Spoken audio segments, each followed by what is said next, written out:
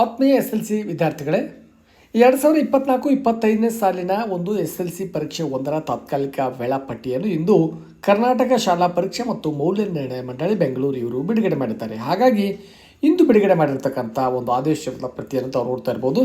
2/12/2024ರಂದು ಇಂದು ಬಿಡುಗಡೆ ಮಾಡಿದ್ದು, ಅದರ ಪ್ರಕಾರ 2024-25ನೇ ಸಾಲಿನಲ್ಲಿ ನಡೀತಕ್ಕಂಥ SLC ವಾರ್ಷಿಕ ಪರೀಕ್ಷೆ 1 ಮಾರ್ಚ್ ತಿಂಗಳಲ್ಲಿ ಪ್ರಾರಂಭವಾಗ್ತದೆ. ಹಾಗಾಗಿ ತಾವು ಈ ಒಂದು ವೇಳಾಪಟ್ಟಿಯ ಪ್ರಕಾರ ನೋಡಿದ್ದೆ ಆದರೆ 20-3-2025ರಂದು ಪ್ರಥಮ ಭಾಷೆಯ ಪರೀಕ್ಷೆ ನಡೆಯಲಿದ್ದು, ಆ ಪ್ರಥಮ ಭಾಷೆಯ ಪರೀಕ್ಷೆಯು ಬೆಳಗ್ಗೆ 10 ಗಂಟೆಯಿಂದ ಮಧ್ಯಾಹ್ನ 1 ಗಂಟೆ 15 ನಿಮಿಷದವರೆಗೆ ನಡೆಯಲಿದೆ.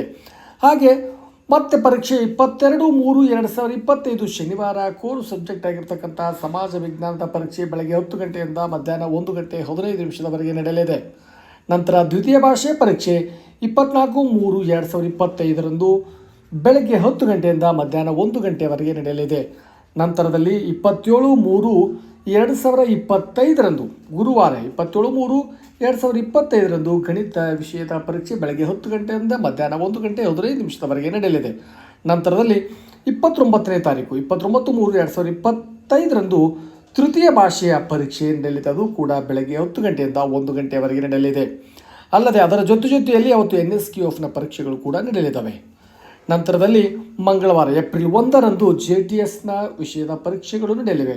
ಅದು ಕೂಡ ಬೆಳಗ್ಗೆ 10ರಿಂದ 1:15ರವರೆಗೆ ವಿವಿಧ JTS ಪರೀಕ್ಷೆಯ ಒಂದು ಪರೀಕ್ಷೆಗಳು ನಡೆಯಲಿವೆ. ನಂತರದಲ್ಲಿ ದಿನಾಂಕ 2-4-2025ರಂದು ಕೋರ್ ಸಬ್ಜೆಕ್ಟ್ ಆಗಿರ್ತಕ್ಕಂಥ ವಿಜ್ಞಾನದ ಒಂದು ಪರೀಕ್ಷೆಗಳು ನಡೆಯಲಿದ್ದು, ಆ ಪರೀಕ್ಷೆಗಳು ಬೆಳಗ್ಗೆ 10 ಗಂಟೆಯಿಂದ 1 ಗಂಟೆ 15 ನಿಮಿಷದವರೆಗೆ ನಡೆಯಲಿದೆ. ಹಾಗಾಗಿ ವಿದ್ಯಾರ್ಥಿಗಳೇ, ಇದು ಕೇವಲ ತಾತ್ಕಾಲಿಕ ವೇಳಾಪಟ್ಟಿಯಾಗಿದ್ದು, ಈ ಮುಂಬರ್ತಕ್ಕಂಥ ದಿನಗಳಲ್ಲಿ ಇದರ ಬಗ್ಗೆ ಯಾವುದಾದರೂ ತಕರಾರುಗಳು ಬರದೇ ಇದ್ದರೆ ಪೂರ್ಣ ಪ್ರಮಾಣದ ಒಂದು ಪರೀಕ್ಷೆಯ ಒಂದು ವೇಳಾಪಟ್ಟಿಯನ್ನು ಡಿಸೆಂಬರ್ 2ನೇ